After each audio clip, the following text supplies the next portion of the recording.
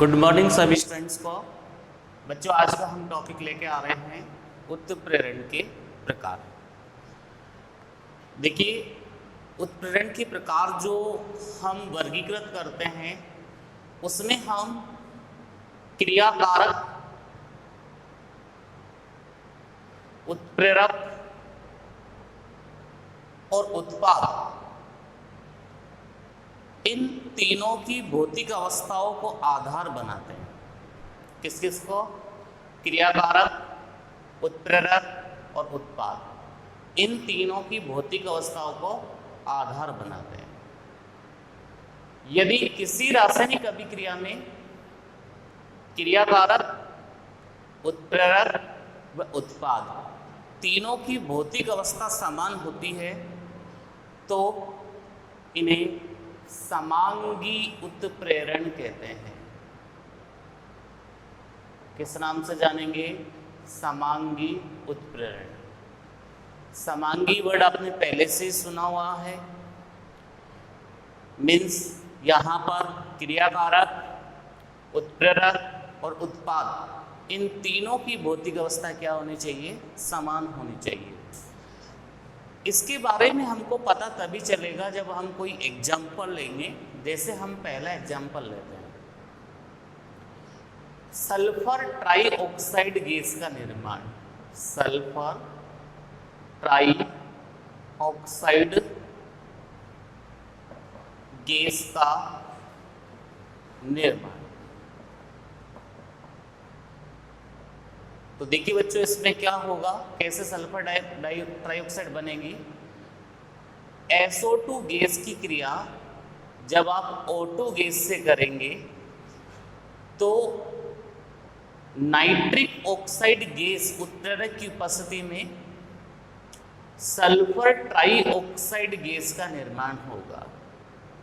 अब आप भौतिक अवस्थाओं को देखिए, ये क्रियाकारक है, दोनों की भौतिक अवस्था क्या है? गैस है। ये उत्प्रेरक है, इसकी भौतिक अवस्था भी क्या है? गैस है। और ये आपके पास उत्पाद है, इसकी भी भौतिक अवस्था क्या है? गैस है। तो अगर क्रियाकारक, उत्प्रेरक और उत्पाद तीनों की भौतिक अवस्था एक समान होती है तो आप इसे क्या कहेंगे? समांगी उत्प्रेरण कहेंगे। ओके स्टूडेंट्स, चलिए हम दूसरा एग्जाम्पल और ले लेते हैं इसी का ही। दूसरा एग्जाम्पल है एथिल एसीटेट का, एथिल एसीटेट का अम्लीय जल अपघटन। अम्लीय जल अपघटन। अब एथिल एसीटेट का सूत्र होता है CH3COOC2H5। ये एथिल एसीटेट है, इसकी भौतिक अवस्था लिक्विड होती है। जल अपघटन बोला है तो हम जल के साथ क्रिया करवाएंगे, और जल भी हमारी कौन सी भौतिक अवस्था में होता है? लिक्विड में होता है। फिर इसने बोला अम्लीय जल अपघटन, मतलब यहाँ उत्प्रेरक कौन सा होगा? अम्लीय उत्प्रेरक होगा, सल्फ्यूरिक अम्ल, जिसकी भी भौतिक अवस्था क्या रहेगी? लिक्विड रहेगी।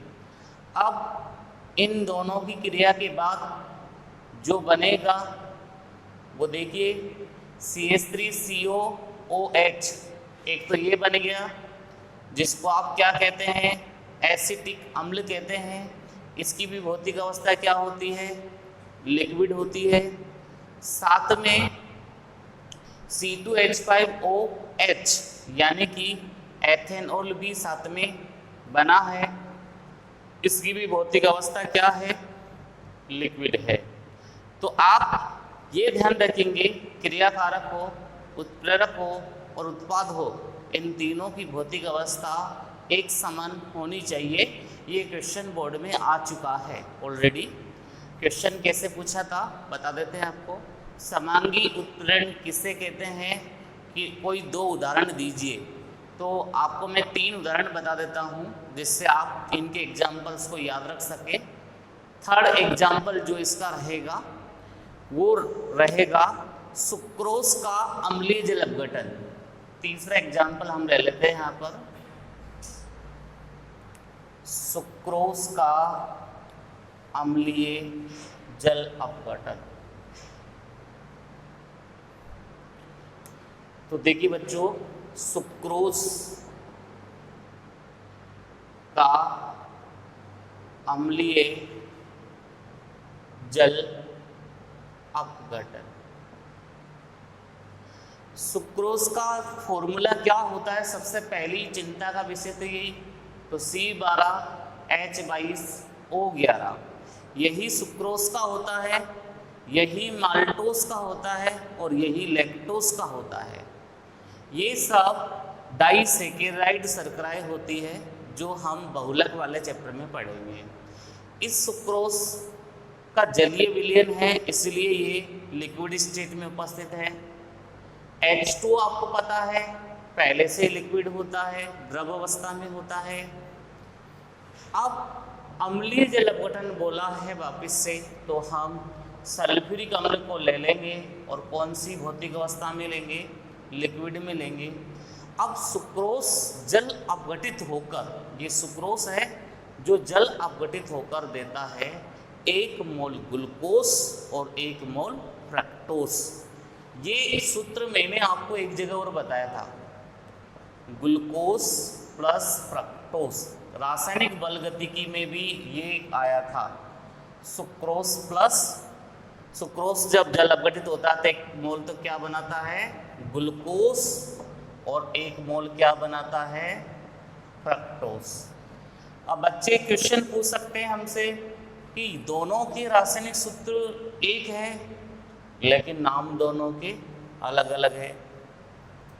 इसके पीछे की कहानी यह है कि ग्लूकोज में क्रियात्मक समूह एल्डिहाइड होता है, लेकिन फ्रक्टोज में क्रियात्मक समूह कीटोन होता है, जो आपको जैव अणु नाम के चैप्टर में इनकी संरचनाएं बना बना के समझाएंगे, कैसे इसमें एल्डिहाइड होता है, कैसे इसमें कीटोन होता है। इसलिए ये एक तरीके से एल्डो शर्करा होती है और ये कीटो शर्करा होती है। इसकी ज़्यादा स्टडी हम जैव अणु नाम के चैप्टर में करेंगे। तो बच्चों, ये था हमारा समांगी उत्प्रेरण, बहुत इजी टॉपिक था और इसी से ही जुड़ा हुआ एक दूसरा पार्ट जिसको अपन बोलते हैं विषमांगी उत्प्रेरण, हेटेरोजेनस कैटेलाइसिस, और समांगी को होमोजेनस कैटेलाइसिस। विषमांगी उत्प्रेरण बच्चों, इसमें क्या है, जब किसी रासायनिक अभिक्रिया में क्रियाकारक, उत्प्रेरक व उत्पाद की भौतिक अवस्थाएं भिन्न भिन्न होती है।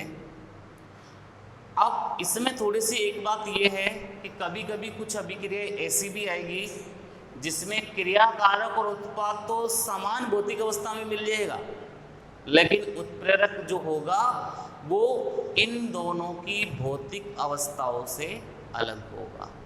आगे आपको बात समझ में, मीन्स हमारा कहने का मीन्स है कि जब किसी रासायनिक अभिक्रिया में क्रियाकारक, उत्प्रेरक व उत्पाद की भौतिक अवस्थाएं भिन्न भिन्न होती है तो वह अभिक्रिया विषमांगी उत्प्रेरण की कहलाती है। चलिए बच्चों, हम इसको एग्जाम्पल से समझते हैं, तभी हमको ये कंडीशन समझ में आएगी।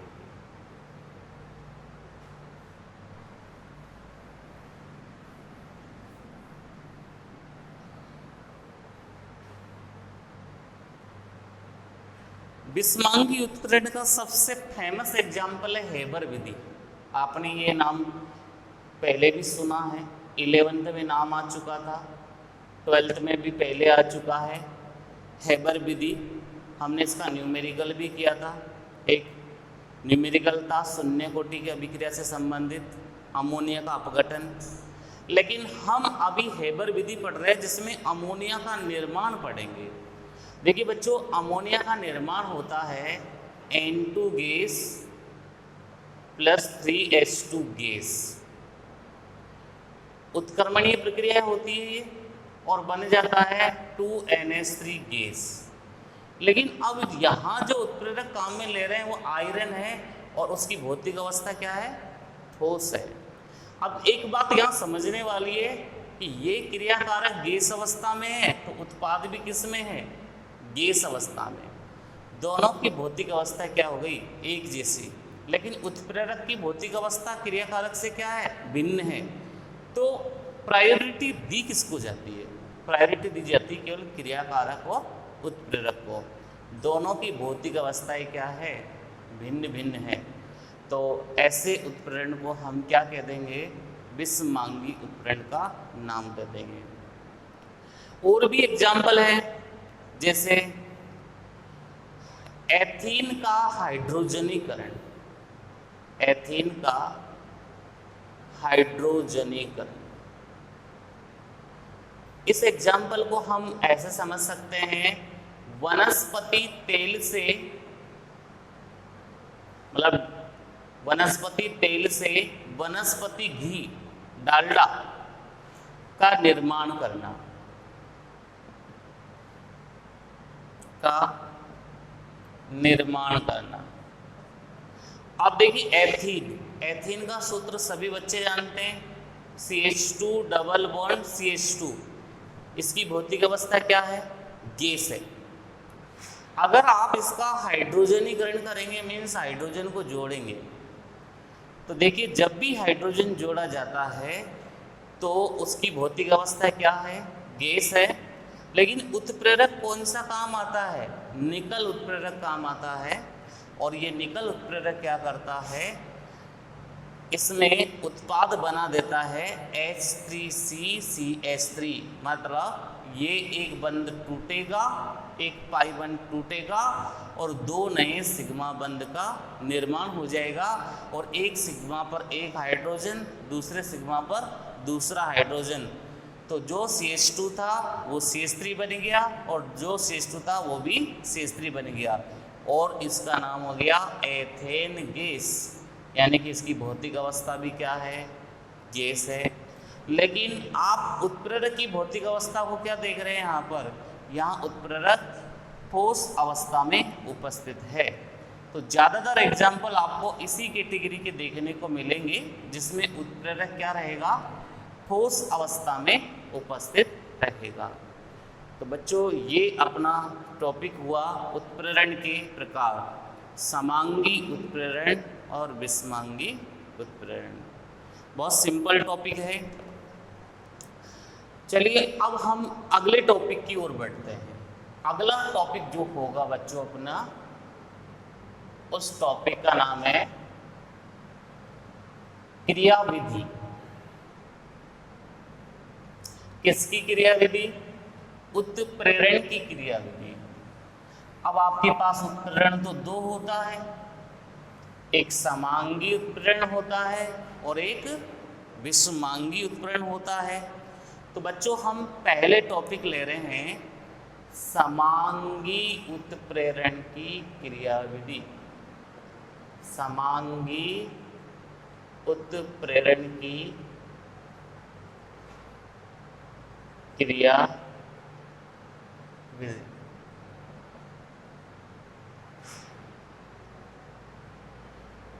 देखिए समांगी उत्प्रेरण की क्रियाविधि जिस सिद्धांत के नाम से जानी जाती है उस सिद्धांत का नाम बताते हैं आपको, माध्यमिक यौगिक सिद्धांत।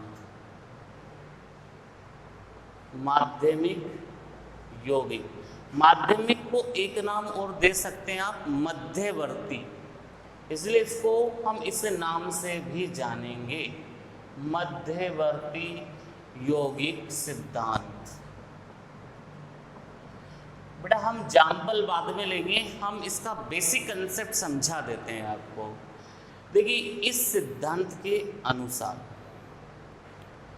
सर्वप्रथम उत्प्रेरक क्रियाकारक के किसी एक अणु से क्रिया करके एक मध्यवर्ती यौगिक बनाता है जो कि अस्थायी होता है। बनने वाला मध्यवर्ती यौगिक तुरंत ही क्रिया कारक के दूसरे अणु से क्रिया करके उत्पाद का निर्माण कर देता है। जैसे मैं आपको एक एग्जाम्पल से समझाने का प्रयास करता हूं कि ए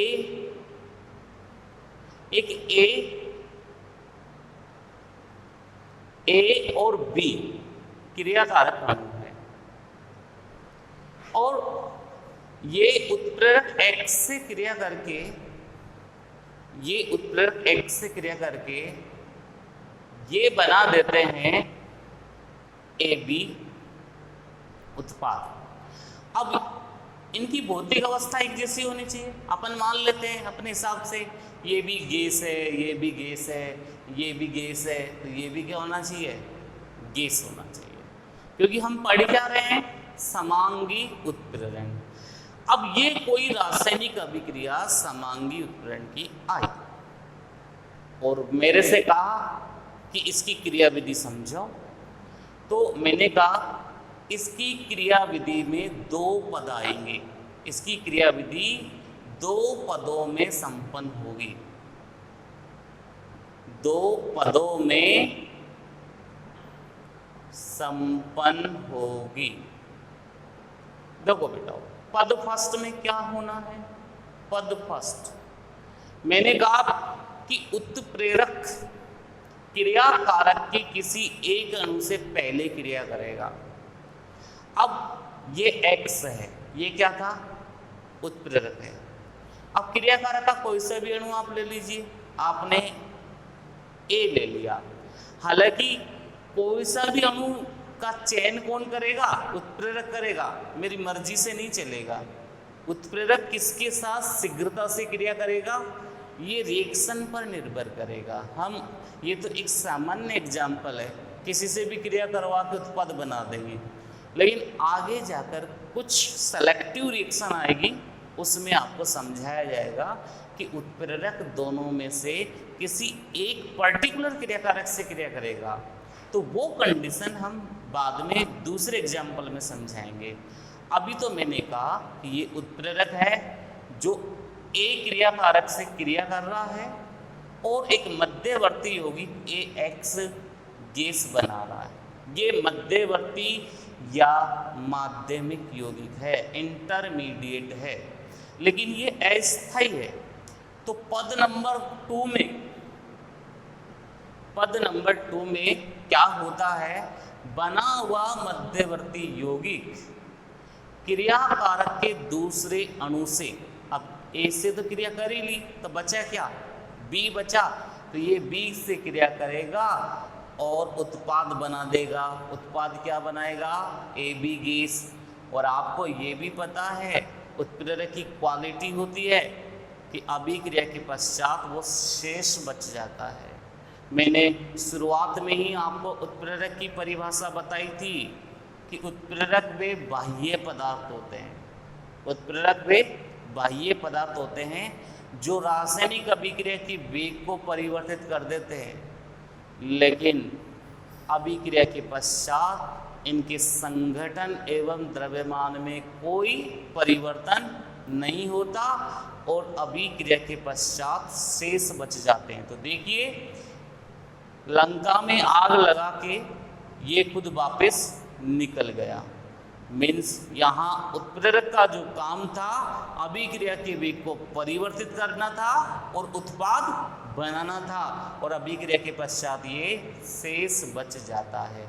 तो ये जो माध्यमिक यौगिक बना है, इसी पर ही पूरी अभिक्रिया की क्रियाविधि निर्भर कर रही है। इसलिए इस सिद्धांत का नाम हमने क्या दे दिया? माध्यमिक यौगिक सिद्धांत।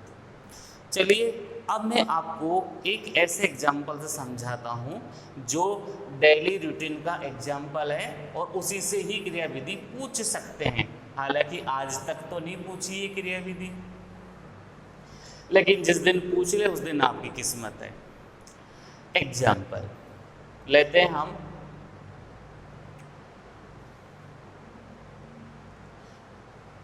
SO2 plus half O2, SO2 plus half O2 NO gas से रिएक्शन करके सल्फर ट्राइऑक्साइड गैस का निर्माण करते हैं। अभी जस्ट मैंने आपको बताया, लेकिन पहले मैंने 2 मोल लेके बताया था। अब मैं क्या कर रहा हूँ, 1 मोल से जब मेरा काम चल सकता है तो मैं उसी से काम चलाऊं। मेरा काम चल रहा है बैलेंस रिएक्शन, यहाँ 1 सल्फर है, यहाँ 1 सल्फर है, ऑक्सीजन 2 ये और 1 ये वाली, आधा O2 मतलब 1 ऑक्सीजन। उत्प्रेरक NO गैस है, नाइट्रिक ऑक्साइड गैस है, तो क्या बन गया SO3 गैस। अब मैंने देखो क्रियाविधि के लिए क्या समझाया था, इसकी क्रियाविधि कितने पदों में संपन्न होगी, 2 पदों में। पद फर्स्ट सुनिए, सबसे पहला पद क्या है, NO गैस।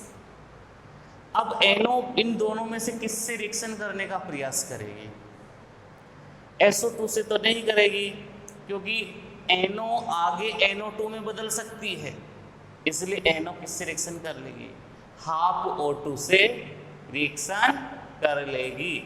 और NO और हाफ O2 मतलब क्या बन गया, NO2 NO2 NO2 गैस बन गई, यानी कि कौन सा यौगिक बन गया, माध्यमिक यौगिक बन गया।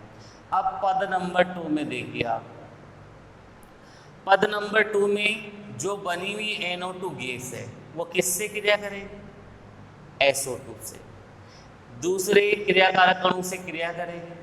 अब बताइए NO2 वापस क्या करेगा, अपनी ली हुई ऑक्सीजन को किसको दे देगा, SO2 को दे देगा, और उत्पाद क्या बना देगा, SO3 गैस बना देगा। और साथ में उत्प्रेरक जो जैसी अवस्था में था भौतिक अवस्था में, वैसा की वैसा ही निकल जाएगा।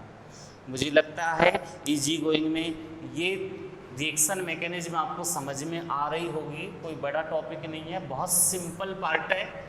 और जब एग्जाम में आते हैं तो ऐसे ही क्वेश्चंस पूछने की संभावनाएं सबसे ज़्यादा रहती है। चलिए एक एग्जाम्पल और समझा देता हूँ, ऑर्गेनिक केमिस्ट्री का एक एग्जाम्पल लेता हूँ आपके लिए, बहुत अच्छा एग्जाम्पल है। देखिए ये रिएक्शन है, 2 मोल एथिल एल्कोहल के लेता हूं बच्चों, ये भी एथिल एल्कोहल है और ये भी एथिल एल्कोहल है। और जब बच्चों ये सल्फ्यूरिक अम्ल H2SO4, यानी कि ये भी लिक्विड होनी चाहिए, ये भी लिक्विड होनी चाहिए, और ये भी क्या होना चाहिए, लिक्विड होना चाहिए, जिससे क्या बन जाएगा, CH3 CH2, दोनों के बीच में से वाटर रिलीज कर देंगे। देखो ऐसे, ये H देगा, ये OH देगा, तो H और OH देगा, तो उस परिस्थिति में ये बन जाएगा डाई एथिल ईथर। उस परिस्थिति में ये क्या बनेगा, डाई एथिल ईथर बनेगा, और साथ में किसका निष्कासन हो जाएगा, जल का निष्कासन हो जाएगा। अब ये तो अपन को क्वेश्चन में दिया हुआ होगा, अपन को तो इसकी क्या बतानी है, क्रियाविधि बतानी है। तो देखिए रिएक्शन मैकेनिज्म, क्रियाविधि कितने पदों में, वही 2 पदों में। पद फर्स्ट, सबसे पहले किसको बुलाओगे, उत्प्रेरक को बुलाओगे, H2SO4 को बुलाओगे। अब H2SO4 इन दोनों में से किससे क्रिया करे, मर्जी हो जिससे क्रिया करवाओ, क्योंकि दोनों क्या है, एक जैसे हैं। चलिए हम क्रिया करवा देते हैं, HOCH2CH3। अब एथिल एल्कोहल जब जल से क्रिया करेगा, H2SO4 से क्रिया करेगा, तो बच्चों यहां से भी पानी निकलेगा, पानी तो निकालना पड़ेगा। H2SO4 को आप ऐसे लिख दो, पानी निकल जाएगा, ये निकल गया पानी। अब जब पानी निकल गया प्रथम स्थिति में, तो आप देखो क्या बना, यहां तो बचा CH3 CH2, और यहां क्या बचा, HSO4। नाम क्या हुआ, एथिल हाइड्रोजन सल्फेट। नाम भी याद होना चाहिए, एथिल हाइड्रोजन सल्फेट। और ये तो जल है ही सही, दोनों की भौतिक अवस्था क्या होगी, लिक्विड होगी।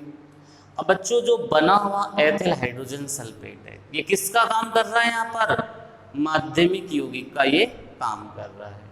तो पद नंबर 2, अभिक्रिया की क्रियाविधि का पद नंबर 2, बना हुआ ethyl hydrogen sulphate, ethyl hydrogen sulphate ये किससे क्रिया करेगा, एल्कोहल के दूसरे अणु से क्रिया करेगा, HOCH2CH3 इससे क्रिया करेगा।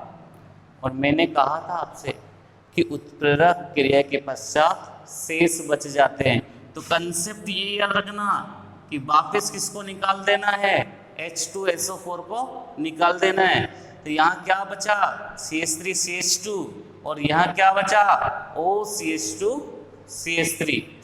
तो देखिए आप, ये बन गया CH3CH2OCH2CH3, इसकी भौतिक अवस्था लिक्विड, और H2SO4 इसकी भी भौतिक अवस्था लिक्विड, ये सबकी लिक्विड भौतिक अवस्था है।